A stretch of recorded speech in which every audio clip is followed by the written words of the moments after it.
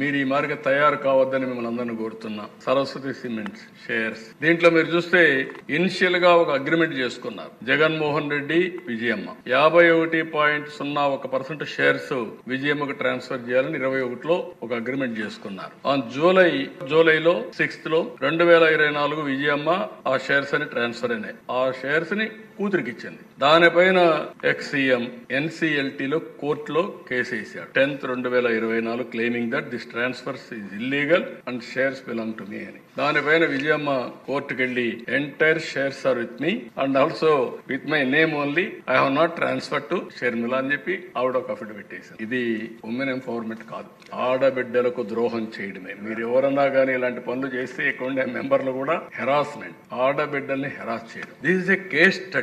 ఎందుకు నేను ఈరోజు మాట్లాడుతానంటే దిశ అవాయిడ్ చేద్దాం అనుకున్నాను. నేను ఉమెన్ ఎంపవర్మెంట్ మాట్లాడే సమయంలో ఇలాంటి జరిగితే ప్రజా చైతన్యం తేకపోతే నాది కూడా తప్పవుతుందనే ఉద్దేశంతో నేను చెప్తున్నా. ఇలాంటి టాలరబుల్ కాదు.